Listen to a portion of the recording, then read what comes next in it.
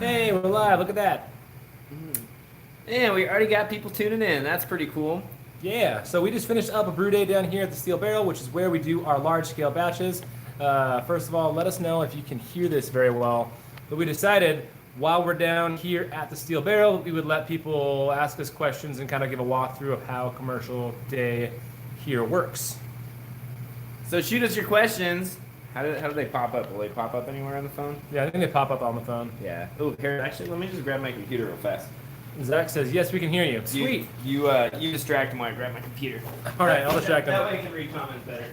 So yeah, we finally got the brew day done. We started probably, what time did we get mashed in at? 8?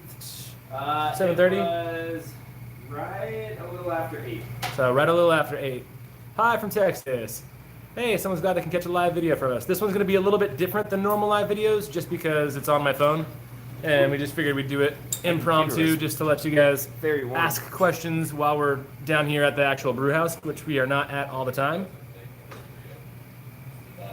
Oh, that's really What do you do? Oh, you're trying to play your speaker over there. I was like, I was like, I was wondering the same thing. I'm like, what does that sound? We just made the base for our coffee Kolsch, and so we brewed a Kolsch today. And it went pretty well. Oh, there's the comments. Hello from Western Washington. I told you right there. Just shut your dirty face. Brian O'Hearn is prepping brew day. Nice. Western Washington. Hey, look at that live. I'm gonna watch that. That sounds like a cool thing to watch. That's really weird because I can see myself over there on your computer while we're watching here. You can see yourself while you're seeing yourself.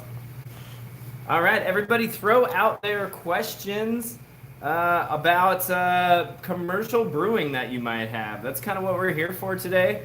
So shoot them our way, and yeah. And yes, we do sell extract malt.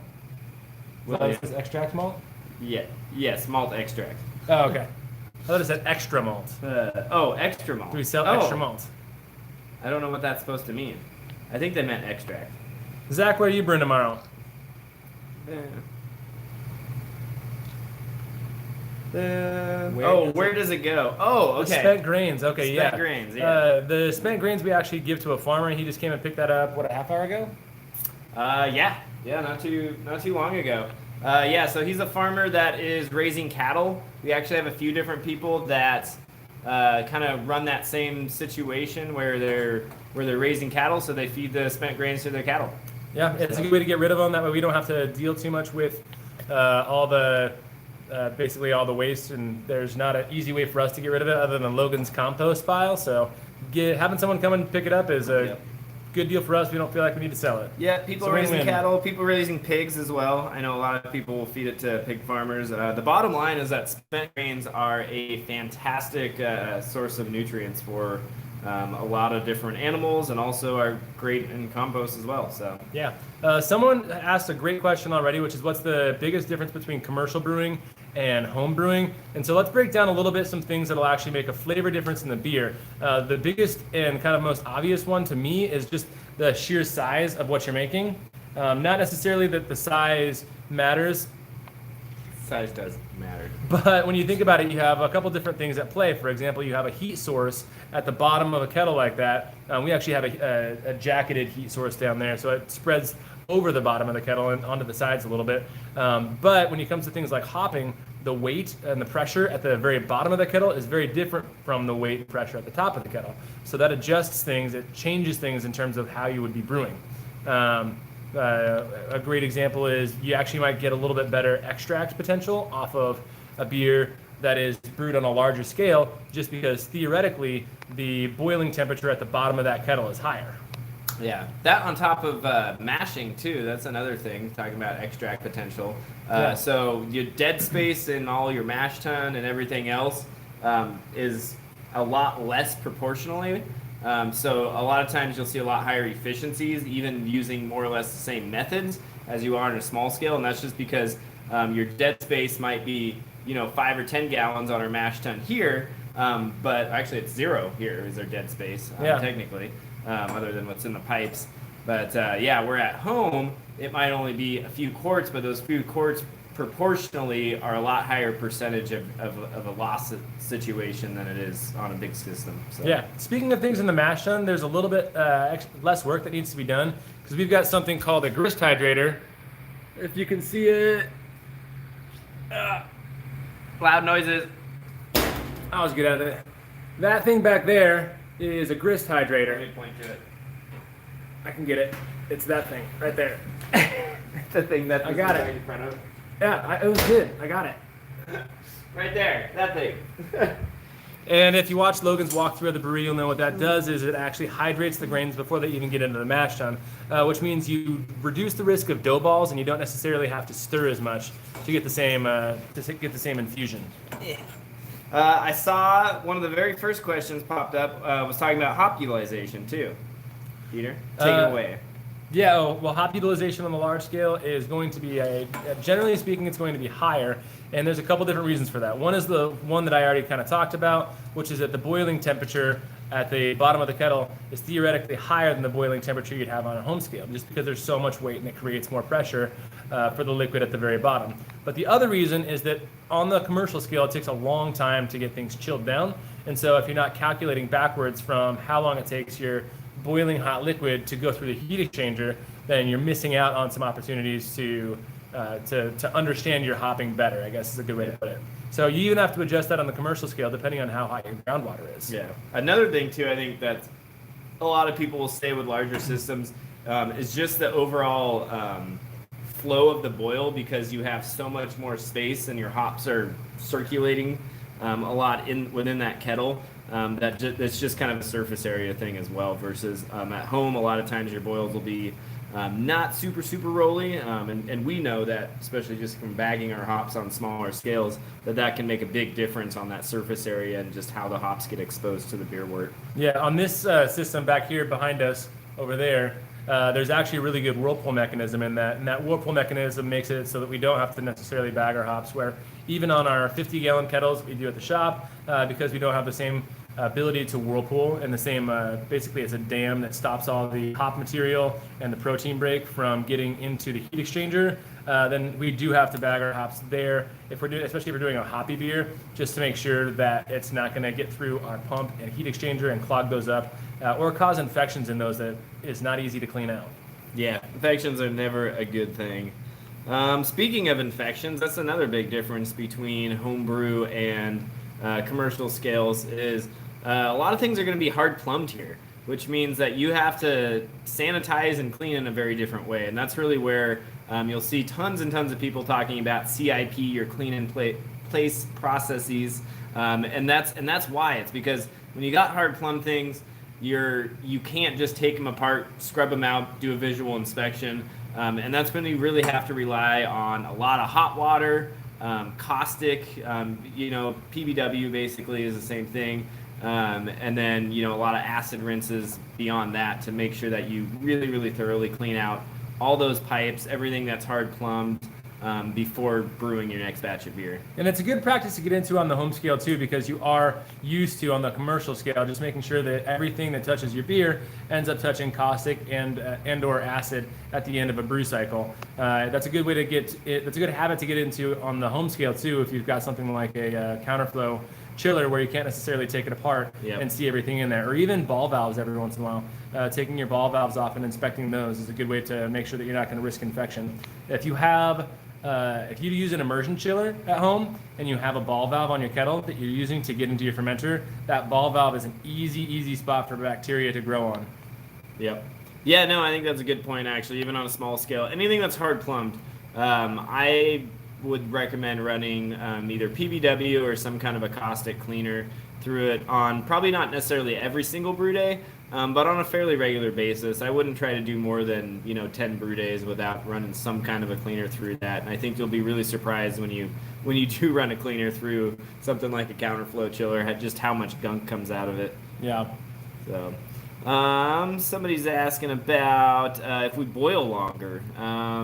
No, I think the answer is pretty straightforward there. You're doing an hour boil. We've even done less than an hour on this system before too. So because we're accounting for the heat exchange time. We don't really boil any longer. It's going to depend on your system. Generally, boiling longer is a waste of gas or energy, though. So we try not to get too carried away with that. Yeah. Also, we want to try to maximize our volume whenever possible. And so, unless we're really trying to aim for a high gravity beer, there's not a lot of sense in doing the extra boil time.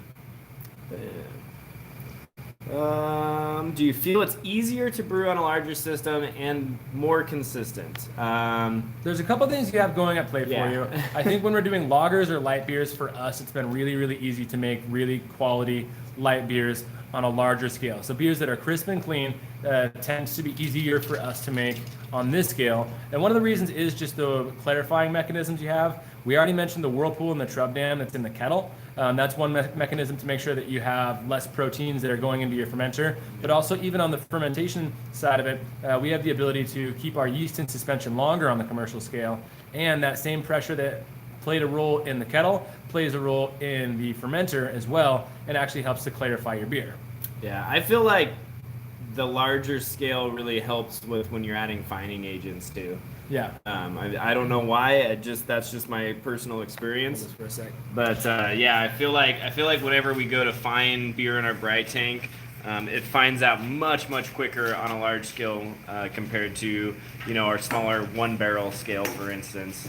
You turned the fan off. But yeah, so that's sort of our take up as I'm plugging up the thing on stuff like that. With that said, yeast is actually quite a challenge on a larger scale. That's something that you definitely have to plan a lot more ahead on. It's not as easy as taking a pack out of your fridge and making a starter the day before. So what we'll do a lot of times here for yeast is we'll try to actually brew either a 1 or 2 barrel batch, and then actually use the yeast from our 1 or 2 barrel batch, propagate that basically with the batch of beer, and then pitch that kind of like we saw. Actually, we did a post about that not more than an hour ago. Yeah. So then we'll pump that into the 5 barrel fermenters down here, and use that. Otherwise, if we do buy a pitchable yeast, we're not even talking retail, we're talking wholesale costs is I think they're $450 somewhere in there. So that's a 7-barrel batch. Yeah, it's a lot of a big expense.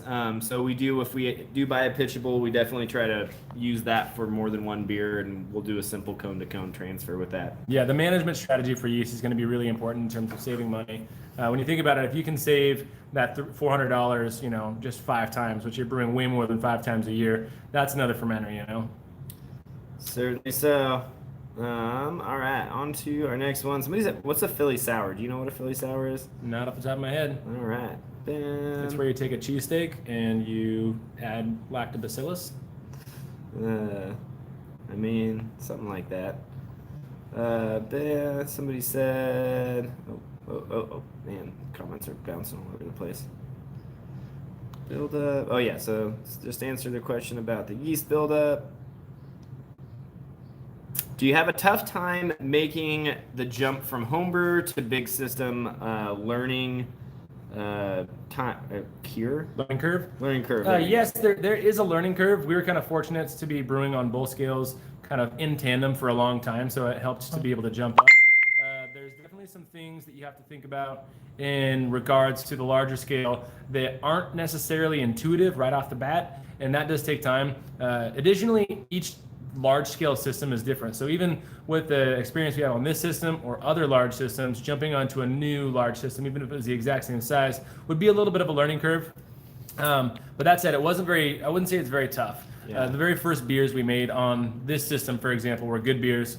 And as long as you have good overall practices, you can make good beers, and just understand that if you make a mistake, if you're a good problem solver, you can still turn it into a good beer. It just might not be the same good beer you were thinking of making in the first place. Yeah, so what I would say when it comes to the learning curve part is that it's a mechanical learning curve, because you're learning how to use equipment. So the methodology behind making beer, it's all the same. It's just much bigger. But really it comes down to learning. It's like getting any new piece of, a new car, something that you're probably not as used to.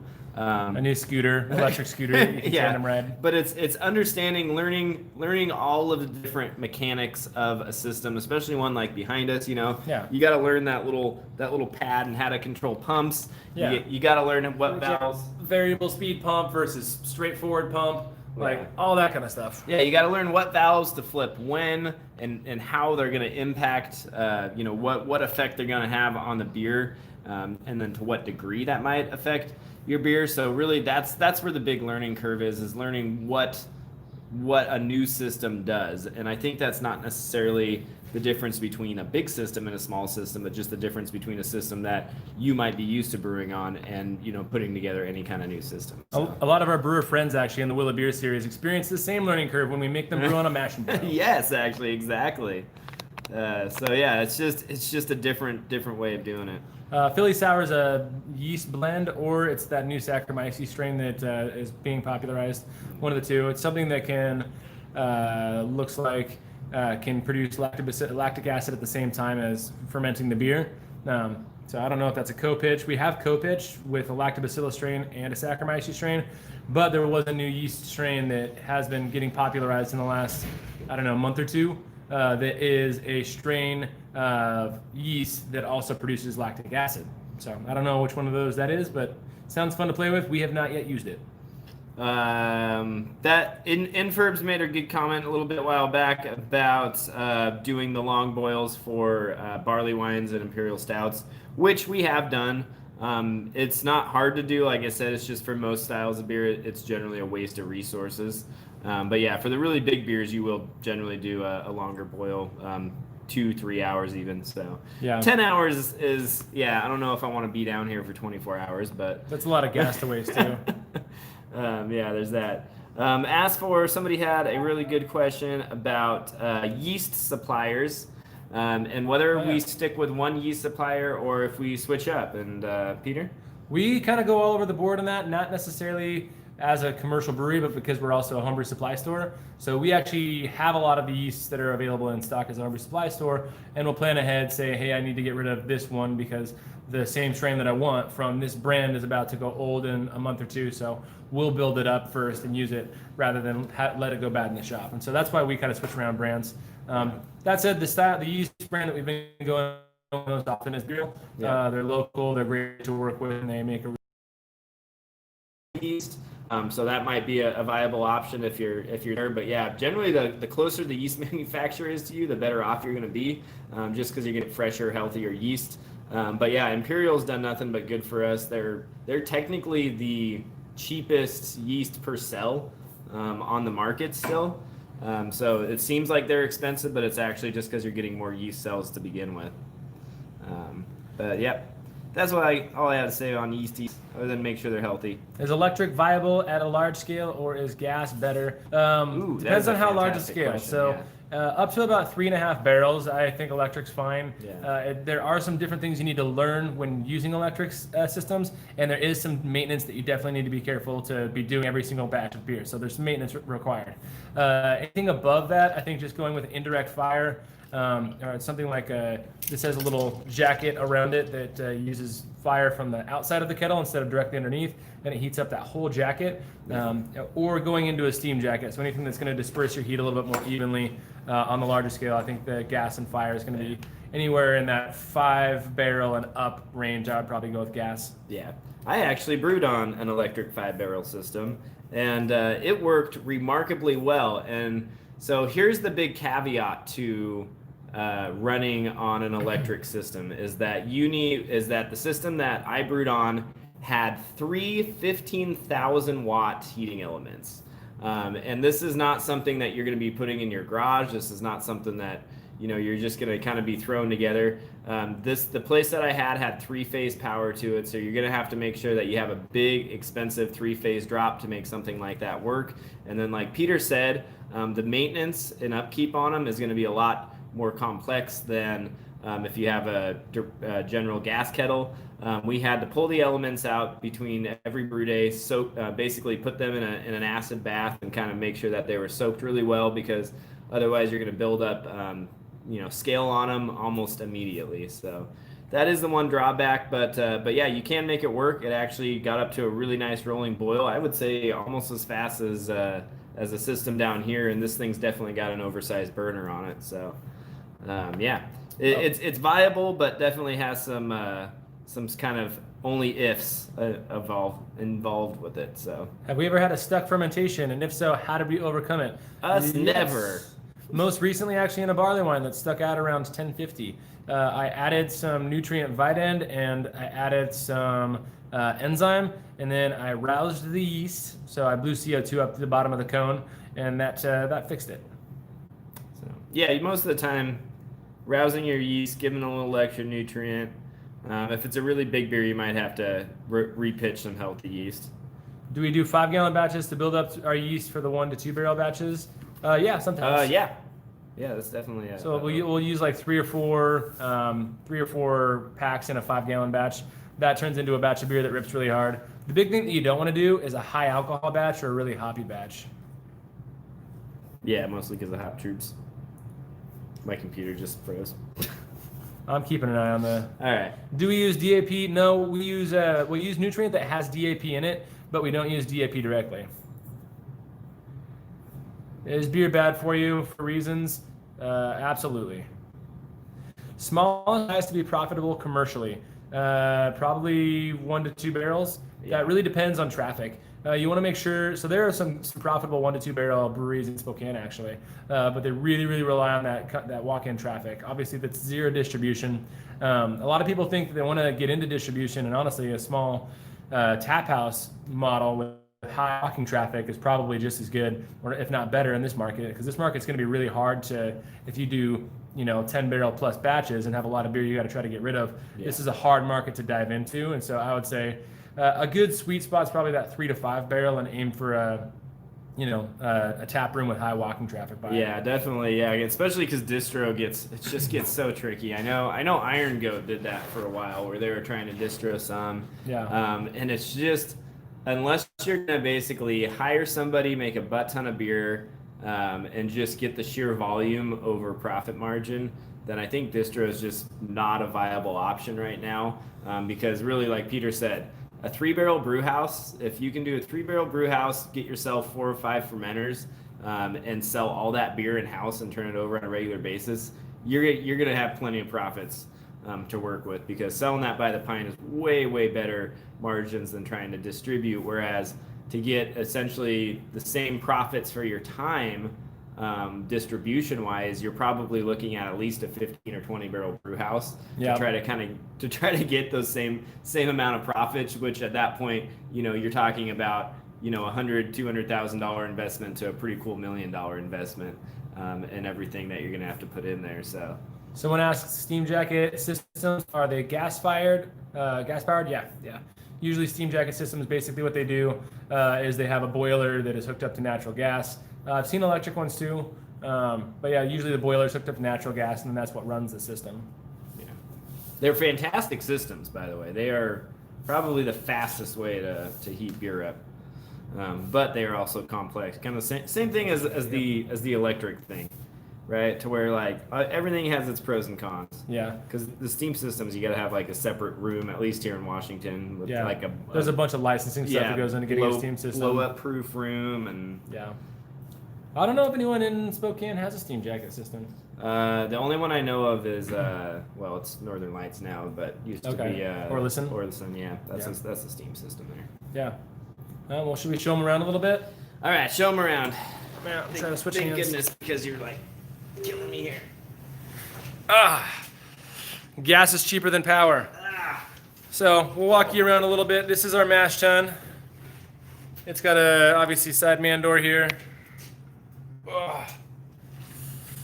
That's the inside of it, and that is a support beam basically that is used to hold the removable plates, which we keep down there.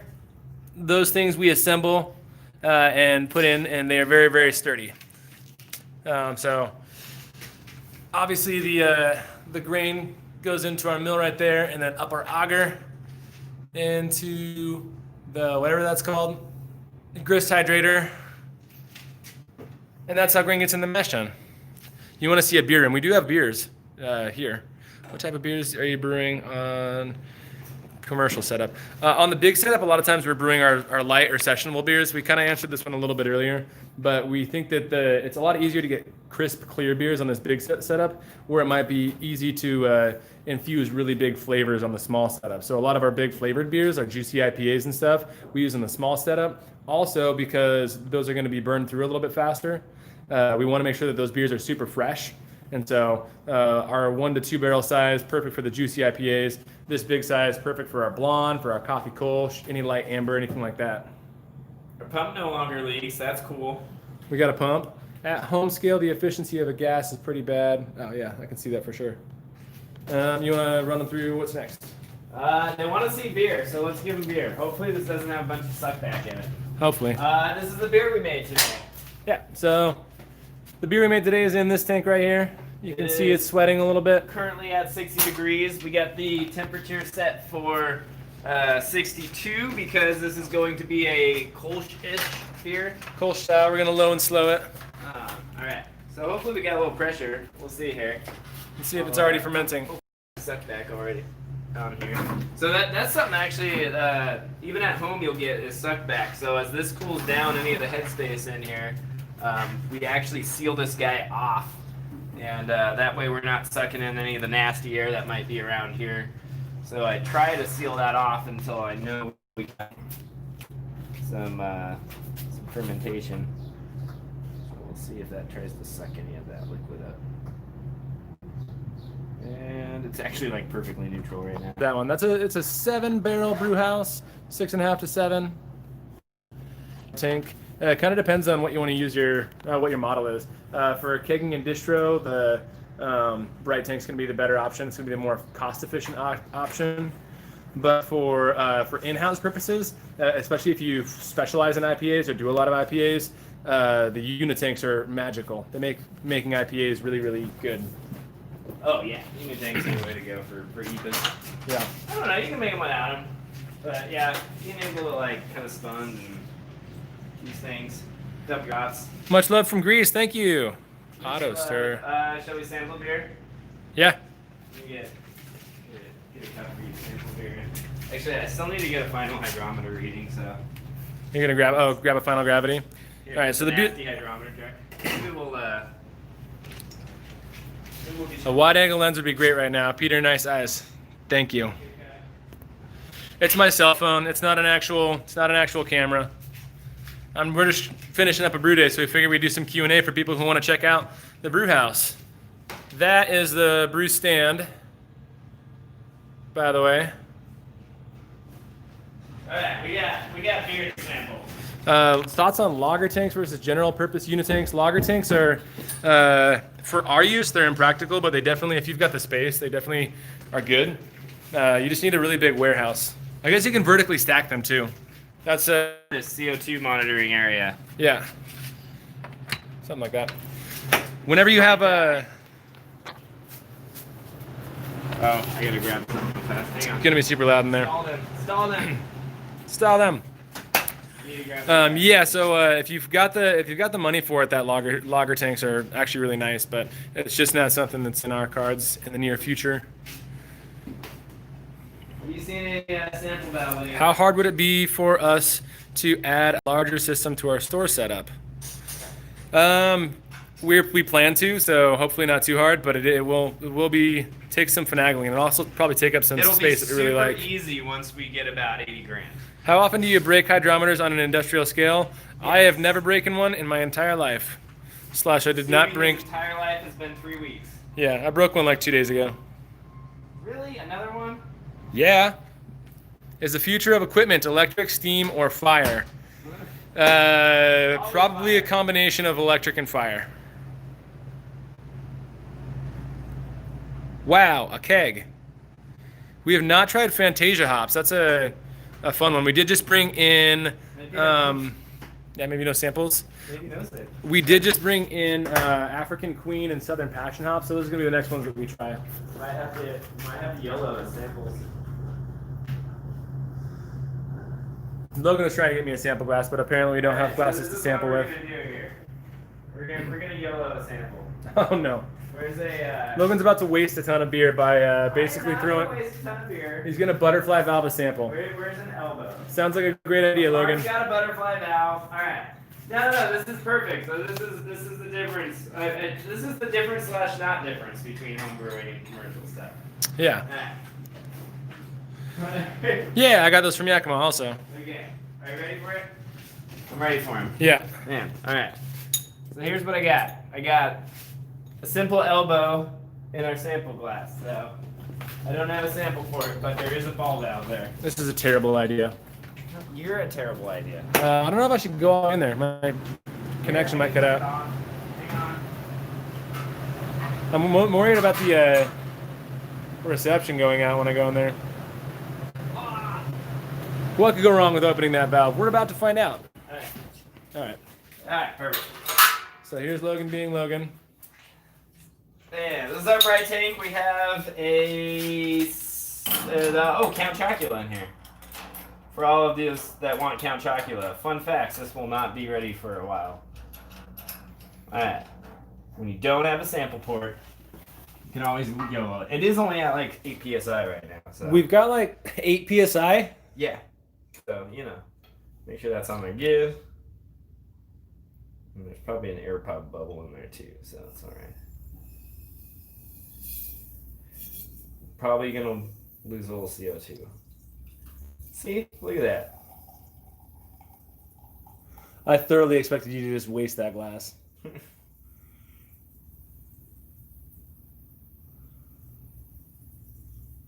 Because who's awesome?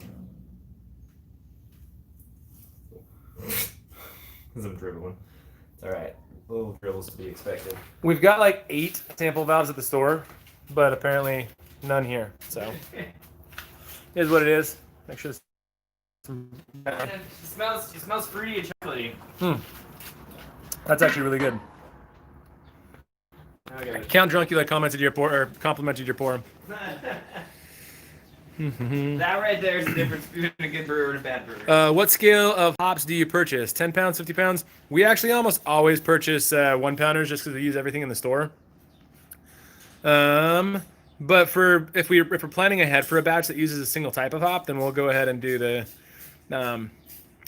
11 pounders. But we got to realize when we buy hops is that we buy hops for the store first, and then what we'll do when we make our beer is we'll plan ahead using hops that we know we need to burn faster. So we want to make sure that our rate of usage of our hops kind of matches the rate that we buy them at, and that goes for each individual hop. That way we don't have old hops in the store. We want to make sure we have the freshest ingredients possible. We bought some 11 pounders when they're on sale. Yeah, if 11 pounders are on sale, we'll buy them. Yeah. Have we brewed with Pride of Ringwood? Yes, but not very much. Not a big fan of it. That was like a ESB that we did a while ago that we used that for. Yeah. I think we actually did it in an IPA too, but it was like a secondary hop. About as elegant as a nail in a barrel at Russian River. Perfect. Like, they said you tapping this is about as elegant as a nail in a barrel at Russian River. We'll let you know about the African Queen hops. I'm really excited to try those out. Oh yeah, we got some coming in, don't we? Yeah. You are my African queen.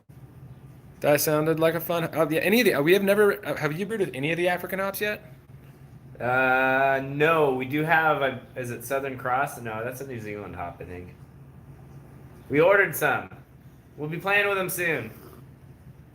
Are there any hop farms nearby that you work with to get fresh hops for a wet hop brew? Not anymore. No. We did that in the past, but we kind of decided it wasn't really worth it. The juice wasn't worth the squeeze, so to speak. Yeah. No, we've actually done it with not even local hop farmers, but with actual local people growing hops, and usually it involves us having to go out and spend a lot of time picking them. So, honestly, it's tough because I love to do it, but it takes so much effort for really no difference in the beer. That's sort of my take on it. So it's just really not worth the time. The biggest thing you get with a wet hop beer is like a grassier flavor. Someone asked the difference between the lager tanks and the Conicals. The lager tanks, because of the surface area, will crash faster. Yeah. They're really good for conditioning. They also can vertically stack. So if you have really big, long wearing mouth, it's basically like one of those reusable bags, or not reusable, but the disposable bags. So you fill the entire tank with this bag, and then nice. It's sanitary, ready to go. It threads onto the back of one of the track clamps or something like that. Pump all your beer in, ferment it, and then you pump all your beer out. And then you just switch out the bag. which that sounds like a super fun. Oh, and you can also use those as serving tanks, and you can serve with air pressure that way. Oh, If you yeah. properly carbonate, so then it's almost like cask, but really There you large scale go, yeah. cask. Which I'm sure people will yell at you because there's a plastic bag in there, but those people don't realize that, you know, you're dumping a half-gallon of caustic in those same tanks, which, you know, half a dozen one and 6 the other, right? Someone just asked about where this tank right here. Which tank? This tank. Oh, the HLT? Yeah, did we have to mod the ceiling for that tank? No, we did just get lucky. Wait, that was like that? Yeah. So this entire place was not where this brew house was originally intended to go. The brew house was intended to go to a different. We got modded for that. Oh no, the brew house was intended to go on the other side of downtown, but then that building got bought out by a Catholic charity, and so we scrambled and moved everything into this brew house, and it didn't fit. Obviously, this tank is way too tall for the ceiling. But there was one spot, one skylight in the entire room where this did fit, and so we had to like, kind of rearrange the entire brew house around the hot liquor tank. Hey, Dr. Hans.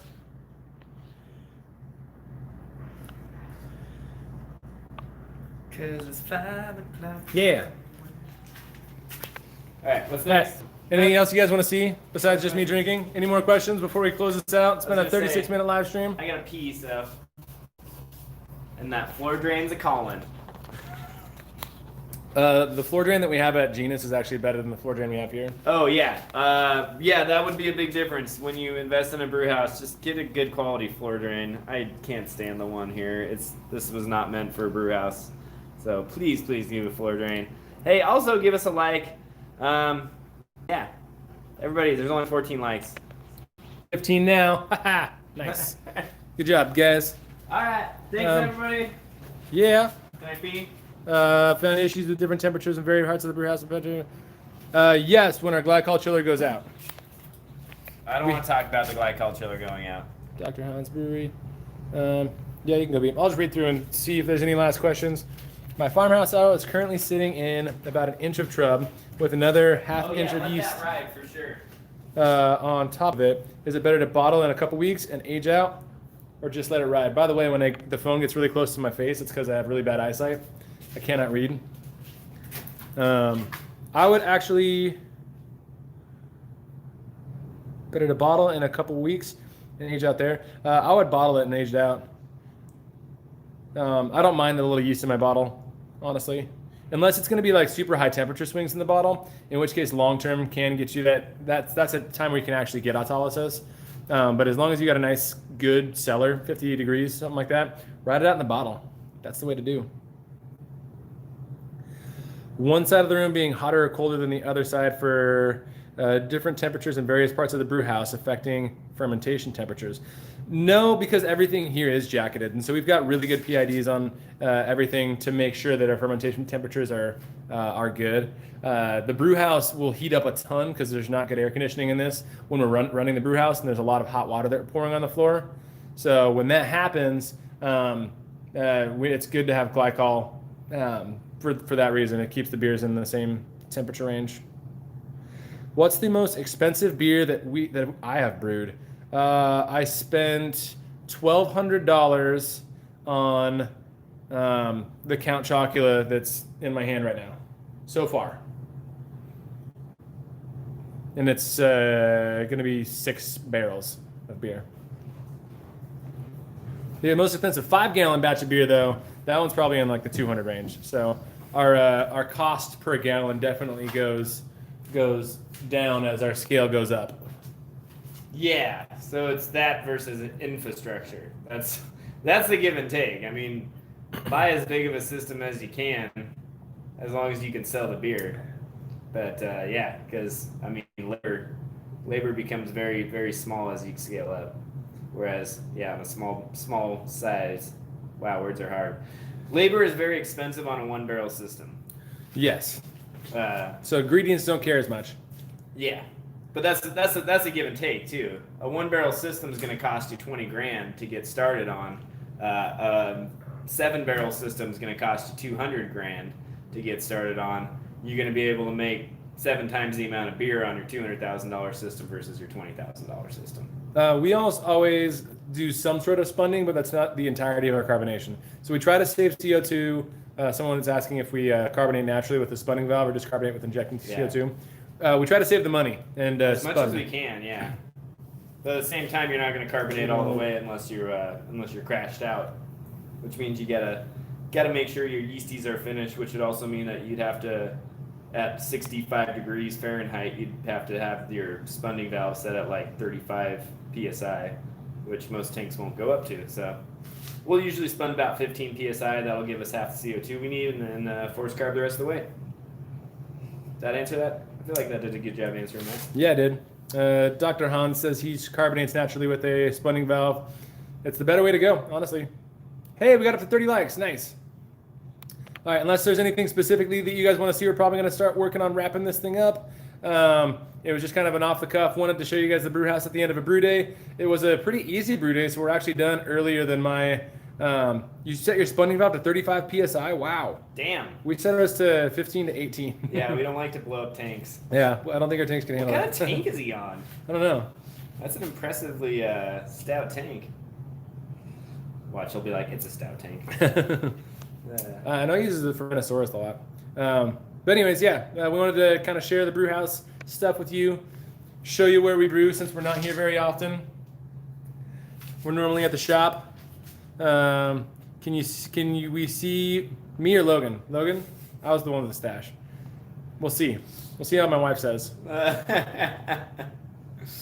right. All right. Cheers, guys. Happy 4th of July. Happy 4th. We'll see you Called on it. the 5th. It was Fermentasaurus. Doctor. Nice. Yeah. Yeah. I knew it. I've watched some of those videos, so yeah. All right. Cheers, guys. We'll see you next time. Now I got to figure out how to end on a live stream. You're the one that got these. I think you just gotta exit. Exit. Stop streaming. Yep. Is that right? Yep.